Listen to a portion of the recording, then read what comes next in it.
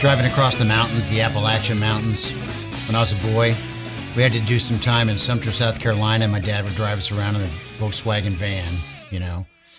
So we did an hour, or did a year in Sumter, South Carolina. But again, it's the Appalachian Mountains. And, you know, basically I was raised in the South. And if you say the Appalachian Mountains, that means you are from the South. If you use the term Appalachians, it's a dead giveaway. Everybody knows you're not from around here, as they say. Little store there on the right, winding through the mountains, the Appalachians in Tennessee. And to the left of the store, I saw this tree, and I was 10 maybe, and it had a square sign on it. And I swear the frame was made out of bark. It very well could have been, I don't know. And the sign said, "Mountain Dew is good." And I remember that some 50 years later. Now that's a marketing brilliant genius who came up with a slogan that simple. Mountain Dew is good. And I wonder if it isn't because of that marketing plan, that campaign, that I'm addicted to Mountain Dew today. Now that's an effective campaign. I drink it every day. I do. I don't have to worry about it. I don't have a sugar problem yet. You know, I don't need to worry about caffeine. I know it's the most heavily caffeinated drink. And I call it a Coke because that's another thing we do in the South. Everything's a Coke. It's a carbonated soft drink, not a soda. It's a Coke. You know, it got caffeine in it, but I'd sleep anywhere at any time. And I love the taste of it. You know why? Because Mountain Dew is good. That's why. Am I the only one? You know, I'm here to tell you. I think I am the only one. I watched these Clint Eastwood movies. You know, all the Westerns. I never saw the Dirty Harry movies, really. Wasn't interested. And I saw some of the later ones like The Mule and Gran Torino and all that. I saw those. But in the Westerns like Pale Rider and The Outlaw Josie Wales and For a Few Dollars More and Fistful of Dollars and, you know, they all come back to you. Am I the only one that never got them? I never got them. I mean, I'd sit there and watch and then I'd lose track of what the plot of the story was. Always. So I'm not even sure today that I sat through a whole Clint Eastwood Western in its entirety ever. And I know I'm the only one. Whenever I bring that up, other people look at me like, whoa. So I stopped bringing it up. I brought it up to 3 people maybe in my past, and I don't do it anymore. It's part of my ongoing research on myself. Am I stupid? Sometimes I think I am. I'm telling you. I went down and talked to my parents in high school. You know, my mom and dad, and I was like, look, guys, I don't think I can do this. I'm the oldest one, 5 kids. I don't think I can do this. And I was having the hardest time. I was trying my ass off to get through high school. And I got out with a C-, barely because the teacher liked me, blah, blah, blah. And later on, my brothers and sisters all zipped right through. Who doesn't zip through high school?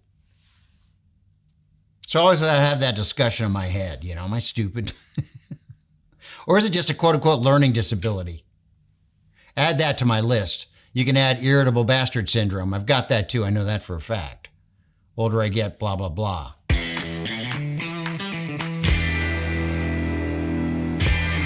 Am I the only one that doesn't get the Clint Eastwood movies? And those Mexican guys that ride through the desert with those pearly white teeth? That always distracted me.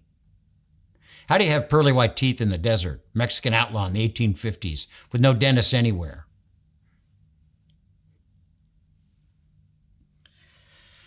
This, in the desert, is the land of the actual roadrunner. Follow with me along on this. Roadrunners are an absolute delight when you see them running across the road. You know, it just makes my day. You know, and you can't get a picture of them because it happens so quickly. Look on the internet. I tried to find a picture of the roadrunner crossing the road. There aren't any because of pew. And you never know when they're going to do it. But they can fly. I mean, they fly all over the place. Their nests are up in trees. Why do they feel the need to run across a road? And as soon as they cross the road, they start flying around everywhere. I don't get it. It's true. Isn't that kind of backwards? Shouldn't it be the other way around? I mean, you fly across the road and then you walk around a little bit and then you fly up finally to your nest. The phrase bird brain pops into my head. Roadrunners, absolute delight here in Arizona. Jumped in the pool the other day because you have to. It's Arizona. It's 97 degrees. And I could feel water welling up in my right ear, my right canal, my right eardrum, right? It happens from time to time. You jump out of the pool and you do the old shakaroo, bump, bump, bump, bump, bump, and it always works.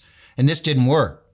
Like 2 days later, it hurt. I mean, there's my huge ringing in my ear, and that, whatever it was globbed up in there, water wasn't coming out. Did I have tinnitus? I don't know, but I lost my balance. I mean, the whole deal. Couldn't hear anything.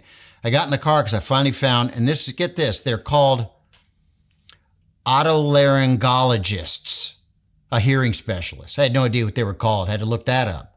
Otolaryngologist is what a hearing specialist is called.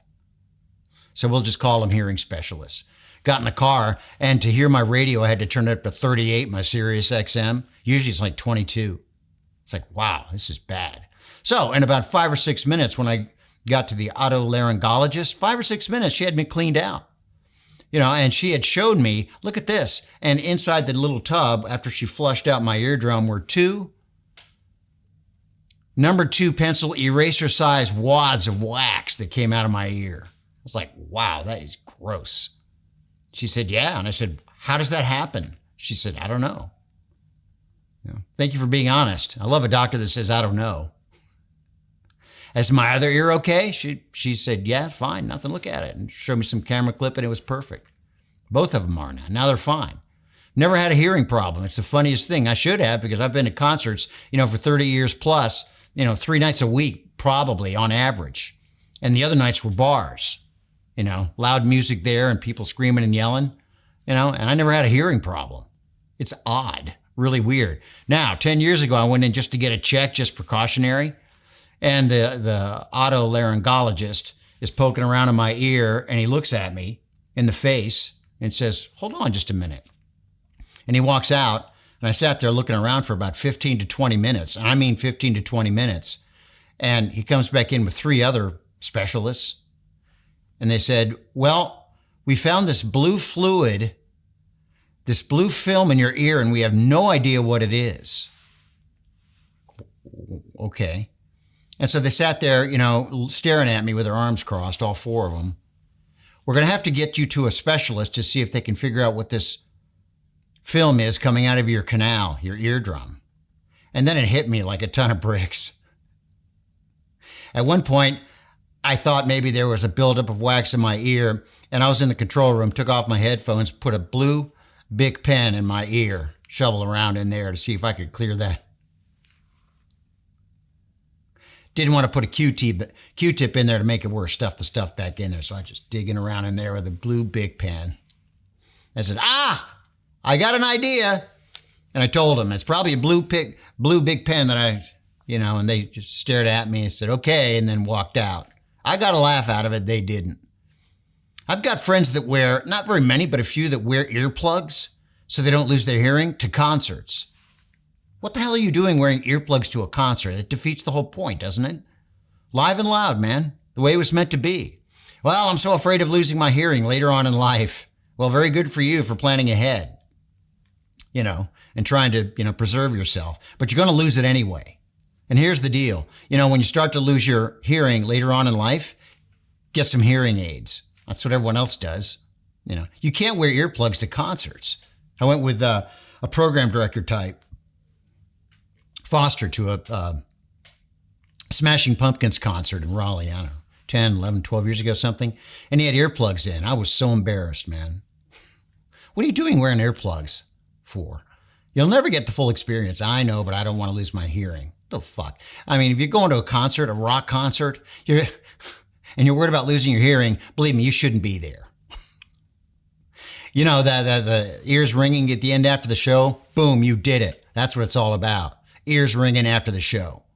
And you worry and wonder about all the musicians that go deaf. And when you think of deaf musicians, who do you think of? The Who. You think of Pete Townsend, how deaf he is and what his problem was. And supposedly is what they say. However, I had an interview with John Entwistle, the bass player of the Ox from The Who, in 2001. And he had some other cat with him, and they were talking about the John Entwistle Band because they were touring in 2001. And they were there to talk about their new tour, and they were coming into play, I think, maybe in Raleigh. And I would ask a couple of questions or say something stupid like I normally do in interviews. And there would be a dead silence for maybe 6 or 7 seconds, which in radio seems like a year. And then finally, Steve Longo, the guy that was with him, who was the drummer in his band at the time, would say something, answer my question. And this went on for about 5-6 minutes or something. And the only thing I heard out of John Entwistle was, "Ah, yes." Maybe once or twice he said that. And I didn't find out till after the interview that he was completely deaf. A little weird that you're doing a radio interview and you can't hear anything. A little weird, but I was incredibly happy to be on the phone with John Entwistle, and he didn't hear a word I said.